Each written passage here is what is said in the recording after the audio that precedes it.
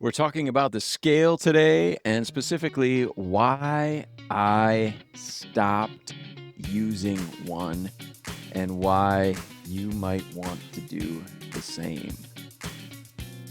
Welcome back to the Begin Within Health Show. Absolutely. We're talking about something that we have visited a few times here on the show, and that is the bathroom scale, the power that it has.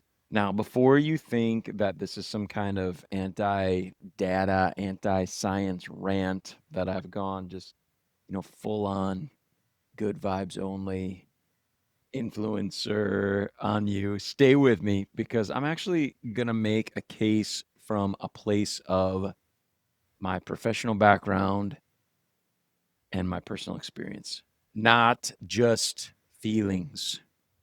Okay, maybe a little bit of feelings, but mostly logic. And stick around to the end of the episode because I'm going to give you a specific weekly check in prompt that you can start using right away. That is going to tell you a lot more about your health and progress than any bathroom floor scale ever could. Let's get into this conversation. I'm going to share with you why I stopped using a scale and why you might want to think about doing the same thing. And I realize this is a bigger conversation than just me, but I also realize that you have spoken and many times asked me about my specific preferences. Do I do this? Do I do that? And so I wanted to share with you my take on this big piece of what many people think of when they think of health and wellness. And of course, that's body weight, and that involves the scale. So I'm going to share that with you, but I want you to let me know in the comments what you think. Let me know about your preference. I'm very interested in not just what you think about my preferences, but what your preferences are and why you have chosen them. I think the bigger picture for this podcast is just to get us all to slow down a little bit and think about things that are influencing our health and wellness and what we have in place and why it is there. So, do yourself a favor. And as you listen, just think about your own relationship to the scale. And if an adjustment is in order, think about making it. If you reflect on it and you're like, hey, man, I'm good. I like the way things are. It's serving me. Then just fine. Fine for you. But I'd love for you to share. I'm curious. I want to get to know what you think. So please leave your thoughts in the comments on this topic. But I think it is very, very common, a common habit. You know, I love habits. I love healthy habits. But here's a common habit that many of us have been in. Maybe you're in it right now. You wake up, you go to the bathroom, and in the bathroom, you do the things that you do in the bathroom. And then after that, you step on the scale. And in just 2 to 3 seconds, you get some feedback. You get a little number that may have some influence on how the rest of your day is going to feel. If the number is higher than you would like, maybe it's higher than it was yesterday, suddenly you feel health wise, you feel like a failure. Breakfast now is like, oh, should I even eat? The scale is up, and you're thinking about everything that you ate yesterday, like it's a crime scene investigation, the pizza, that second handful of chips. You're starting to feel like you're a monster. Why did I do that? You're filled with regret. If the number's down, the number's lower than you think, or it's lower than it was yesterday, now you feel like a champion. You're floating to your morning coffee mug, and you're feeling like today's the day. And the wild part is nothing actually changed between last night and this morning. You didn't gain 3 pounds of fat overnight. You didn't lose 2 pounds of fat overnight. What you got was data that tells you something, but tells you very little that is actually meaningful. And it is wrapped up in so much emotion for many of us that, again, it can make you feel like you won the day, or it can ruin your day before you even get dressed in the morning. And I can relate to it. I've been in the fitness industry for years. I have been interested long before I was a personal trainer, before I was training and hiring personal trainers and helping them succeed at their jobs. I was somebody who was very interested in health and fitness. I was somebody who was interested in what the scale said every single morning. And you better believe that I stepped on that thing and I let it tell me about myself and probably tell me things that weren't all that valuable or even all that true about myself. And the thing about my relationship with the scale, you already know where this is going because I told you right now. I don't use a scale. And this for me did not end dramatically. There was no moment when I threw it across the room and had a tearful breakup with it. It was just a really slow fade for me. And a lot of it has to do with my background with fitness and health and working with people who were very interested in what the scale said, working with people who wanted me to get them on a scale and assess the shape of their body in other ways in addition to what the scale said.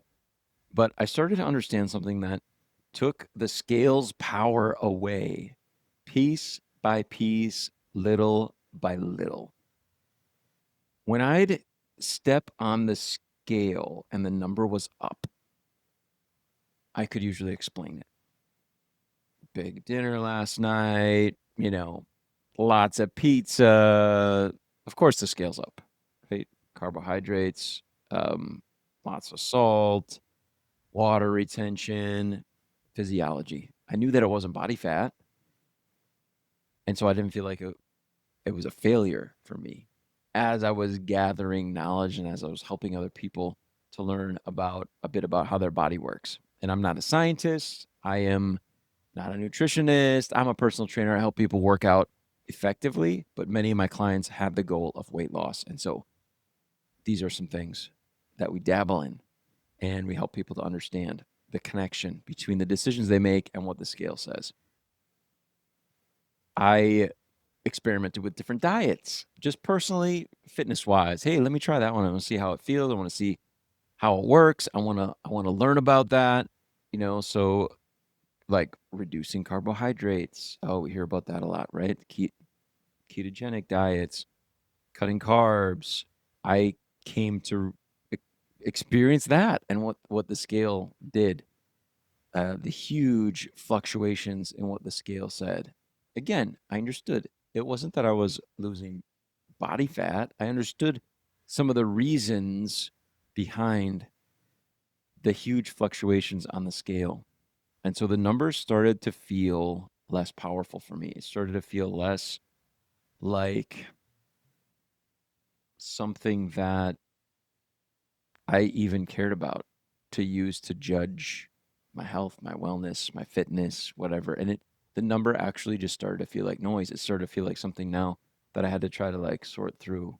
And oh, I know why it's up, or even I know why it's down. It wasn't something day to day that I even put much stock in.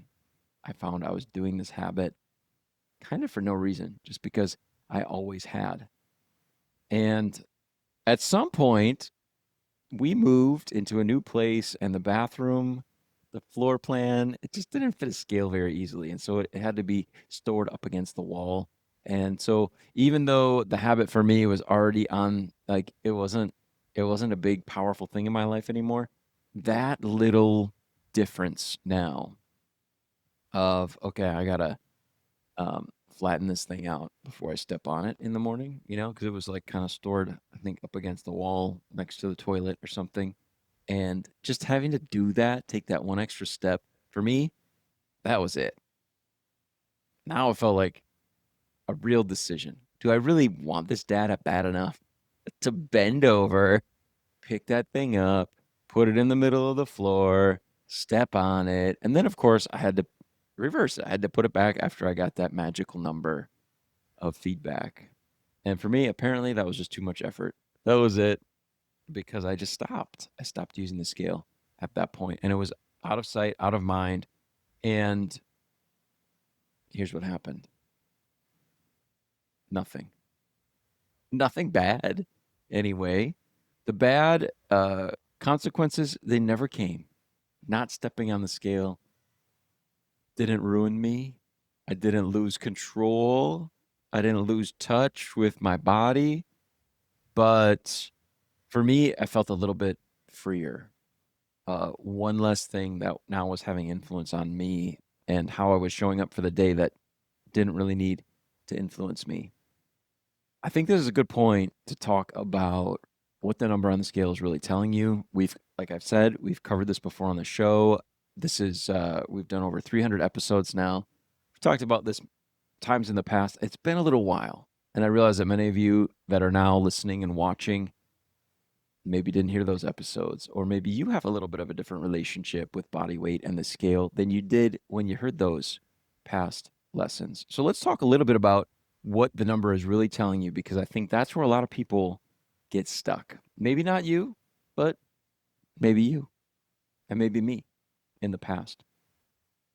And I think it's well illustrated in a conversation that I had with a new client recently. She came to me completely, absolutely convinced that her body was turning all carbohydrates directly into fat.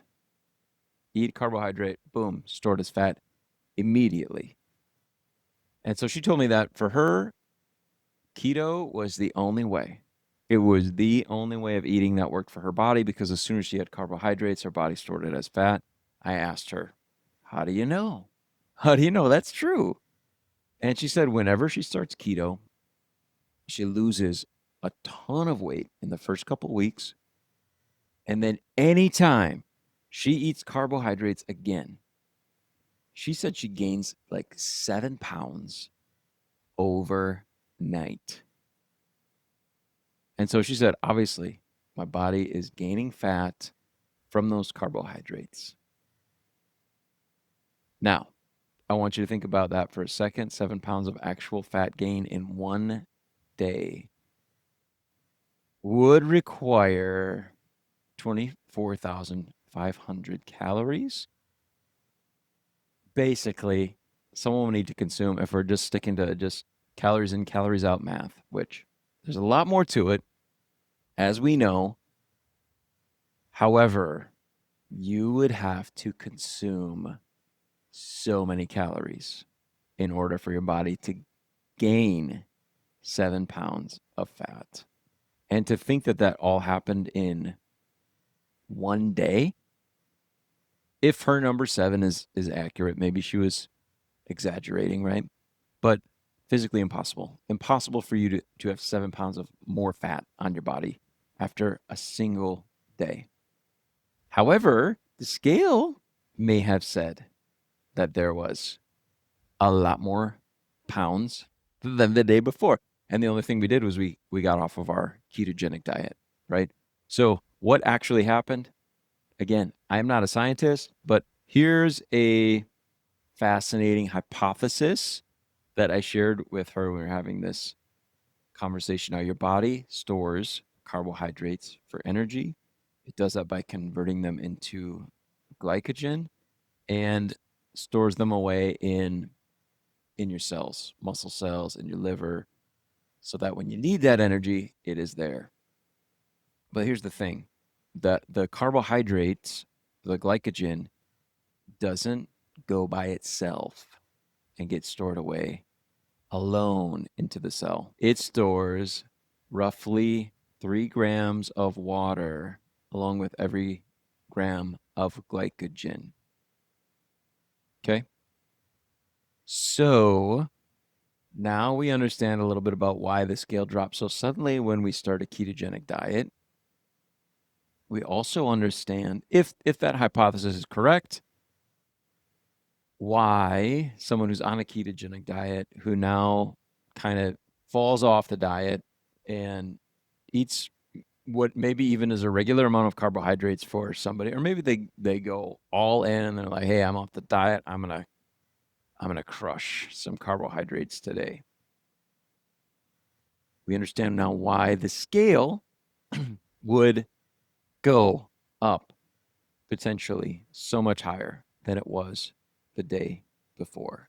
This individual, her body was restocking those glycogen stores and pulling water in with each gram of glycogen.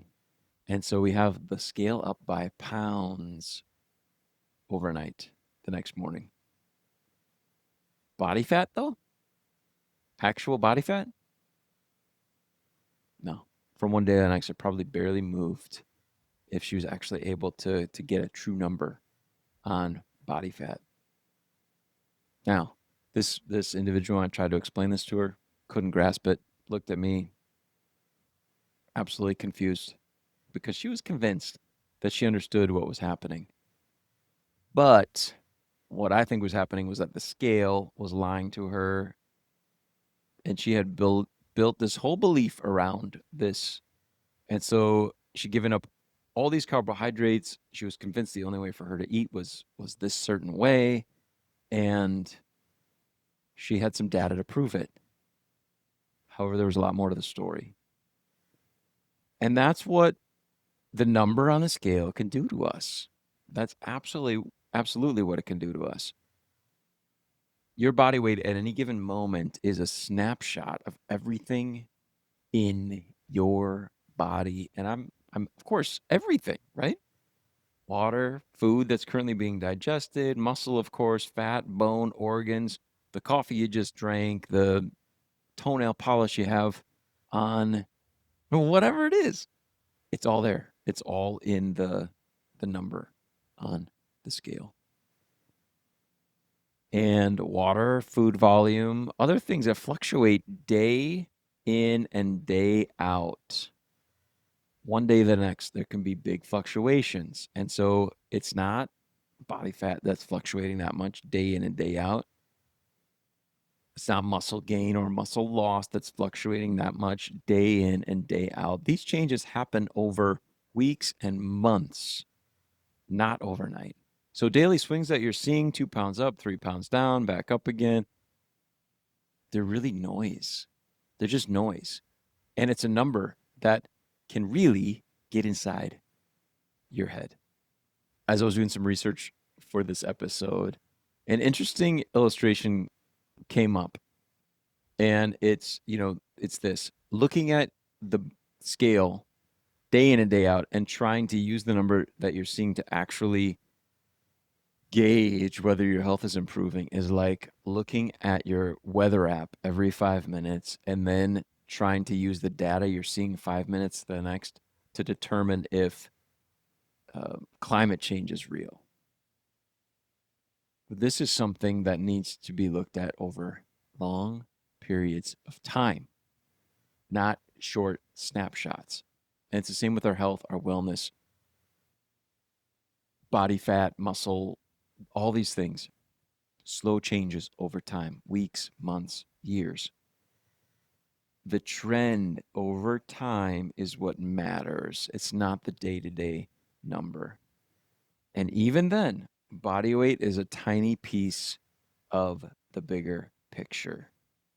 Now, if you're listening, you've got, different things you've learned from other influencers, or if you're a fitness or health expert and you've got ways, hey, here's how you can get the scale to actually serve you, actually work for you. Feel free to share it in the comments. I'd love to have a conversation about it. I am not totally anti-scale. We'll talk about that in a little bit. But first, if not the scale, then what? And I mentioned earlier, I don't use the scale on a daily basis. I haven't stepped on, I think the last time I stepped on the scale is when I went to the doctor for a tick bite. But here's a few things that I am interested in that for me, this is just me. Again, health is nuanced. It's up to you to decide what's valuable for you. Here's a few things that I personally am interested in that for me right now in my life, tell me a lot more about my health and whether I'm on the right track than what the number on the scale on the bathroom floor might say. And number one is energy. How am I sleeping? Am I waking up before my alarm and feeling like I'm ready to go? I'm not dragging myself out of bed, like I'm being pulled out of quicksand. Sleep quality and consistency, those things that tell me about how my health is trending better than any number on the scale. Am I waking up feeling rested? Am I feeling positive? Am I feeling ready to go at the start of the day? Or am I hitting snooze 4 times and just dragging through the afternoon? Something needs attention. It's probably how I'm eating, workouts. Am I getting enough time outside under the sky? Right? There's a lot of things there. There's a lot of things that might influence my energy levels. But for me, energy is number one. How am I actually feeling? I use that to gauge whether or not I'm on the right track. After you have a meal, you shouldn't feel like taking a nap. You shouldn't feel like, oh, I just ate. I'm so drowsy, right? If you do, for me, there's something wrong. I need to figure out what that is if it's not readily evident. Number two is when it comes to, right, we're talking about the scale, what shape our body's in. For me, how my clothes fit and what I see in the mirror, simply. And not in an obsessive way. I'm not doing checking out every inch of myself every morning, but I know my body. I know when things are fitting differently. I know approximately, I know what I look like before I jump in the shower. So that information though, taken over weeks, just, oh, okay, whatever, oh man, I had a rough weekend, and so I'm just not feeling quite myself, and I'm not looking quite myself, right? Clothes aren't fitting quite like they normally do. It tells me a lot more about my body composition, about my trend over time than what the scale ever did. Real changes are slow and steady. And honestly, personally, I'm not looking for like a daily verdict.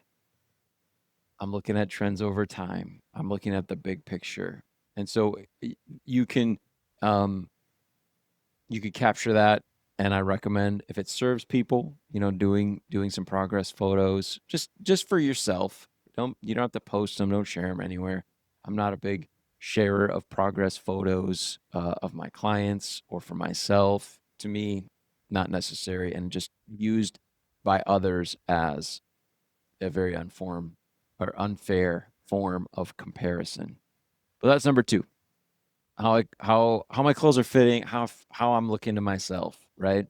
And again, this is nuance, this is me. This may not be you, and that's totally okay. Totally okay. And then number 3, and this is my favorite, just paying attention to my habits. And these all have to come together, right? So, how's my energy? How are clothes fitting?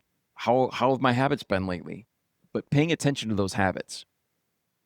Did I have I, am I sticking to my bedtime? Did I eat fiber with most of my meals? Did I hit my protein targets? Um, how have my workouts been going? Have I missed workouts? Have my workouts been feeling great? Have I been, just crushing it in the gym, lifting heavier, pushing harder? For me, those are things I can actually control. Those are habits that I have some influence over. And if I'm not doing those things, I'm not doing well with bedtime, fiber, protein, workouts, I know there's going to be some issues, right? And there should be some issues with what the scale says for me over time if I'm missing on those habits, those daily habits. And if those things are dialed in, then I am moving in the right direction. Results are coming, whether the scale says this or that compared to yesterday. It doesn't matter to me if those habits are dialed in. That's to me the biggest indicator of how am I doing? Am I on the right track? Am I sticking to my bedtime? Yes or no? On a regular basis. The trend over time. How have I been doing? Right? Again, same with those other habits that I mentioned. And The scale, of course, it's a lagging indicator. It comes after all this other stuff anyway for most of us. And so I'd rather watch the thing that I can influence than wait for the thing that shows up late and then confuses me when it does. Does that make sense? Okay, I mentioned this a couple times already, but I want before I wrap up, I want to give you this. This is really important to know. I want to be fair. I'm not telling you to throw your scale away. There are absolutely situations where tracking your body weight makes sense. If you are working with a doctor, monitoring a health condition, they want to know, how's that body weight? That data has medical value. Absolutely. You should be paying attention. If you're an athlete, you've got specific performance and weight requirements, you need that number, you know? So keep track of it. And if the scale genuinely motivates you in a positive way, and you know that it doesn't mess with your head, then go ahead and keep using it. I'm not saying it's bad. I'm not saying you're bad if you do. I'm just sharing with you another perspective, the one that I've developed over time and that I think serves me better than getting on that scale every single day. And maybe if I share it with you, it might challenge that habit in your life and encourage you maybe to make a shift. But the question that I want you to honestly ask yourself is, how does the scale actually serve me? Not how it should serve me or how I wish it served me, but how does it actually affect you after you get that number, if you're getting the number every single day? What influence does it have on your wellness, on your well-being, including your feelings about yourself and your mental health? And if the answer involves mood swings, self-criticism, or changing how you feel about your body based on a daily number fluctuating that you have very little control of, or you can't even fully explain, then the scale might not be a good health tool for you right now. It might be more of a trap. And once more, this is nuanced, this is personal. I understand that. And it's something that comes and goes. Somewhere down the line, I might be back on the daily body weight train, but I haven't been for a while. And for me, these are the reasons. You can do what you would like. Of course. And I want you to do that. But I want you to do is think about the things that are influencing your well-being and your health and be intentional about them. Now, I promised you something at the start of the episode. I said I would share it at the end. Here we are. I want you to have it. And this is going to be 3 questions that you can use to assess your health progress that are easy to answer, and you don't need a body weight reading to tell how you're doing. Okay? I'm going to share those with you in just a moment. But before I do, I want to thank you for listening. I want to encourage you, if you haven't done so already, please rate and review the show in your podcast player. Drop me a comment. Make sure you subscribe to the channel on YouTube. However it is that you're listening or watching, make sure that you're getting the regular content. So follow the show, subscribe to it. And then if you would, rate and write a review for the show, especially if you're a podcast listener on Apple. That one still is huge to us podcasters, the ratings and the reviews on Apple. If you could do that for me, it would mean so much. It helps other people to find the show. Even if you just drop a comment, tell me, hey, Nate, your ideas about the scale are just trash. I don't agree with them. That's okay. Totally all right. Drop a comment, but it helps other people to find the show and get into the conversation. All right, here we go. Here's your weekly check-in prompts. 3 questions. Write them down if you can. You could do this once a week. Do it on the same day every week. This is an aspect of the coaching protocol that I use with my clients. We have a day for reflection each and every week. Here's some questions you can use. No scale required. Number 1, how did my energy feel most days of the week? Did I wake up ready to go? Was I dragging? Was I snoozing? Was I canceling my early morning workouts? What about my energy? How did my energy feel? Answer that one. Number 2, did I perform the habit I committed to this week more days than I didn't? Okay. So 4 days out of the week, more days than I didn't in the past week. So that requires, of course, that you're committed to a habit that you're focusing on, that you're working on. I mentioned a handful rather, that I focus on pretty much regularly: the protein, the fiber, the bedtime, the workouts. So did I perform that habit more days than I didn't? Number 3, do I feel like I'm trending in the right direction, or does something need to change? Just think about your health. Even though this is the most general one, I think that it is the most important one. Just pause for a moment on a regular basis. Once a week is a great, you know, time frame to do it in. Think about the past week. How's my health trending? Think about food, think about movement, think about how you're feeling. This is the whole package. You, health-wise, are you going in the right direction, or are you not? I don't believe you can stay the same. So just, are you going in the right direction or are you not? Can be a very telling response. It could tell you a lot. And then, of course, what adjustment can you make to move forward? That's where you can get your new habit for the next week, right? See how one time for reflection feeds in to the next week. That's it. It's 3 questions. It takes maybe a minute, right? Once a week, just check in, and it will give you more honest, actionable information about your health than stepping on the scale on the bathroom floor ever will tell you when it gives you that number. Save it, use it. Let me know how it goes. All right. That's it. Again, comments. I would love to hear your thoughts, but I'm going to wrap this one up. If this resonated for you, let me know. If you didn't like it, let me know. Tell me your relationship with the scale and how it is. I'm going to talk with you again soon. Until I do, please keep taking good care of yourself.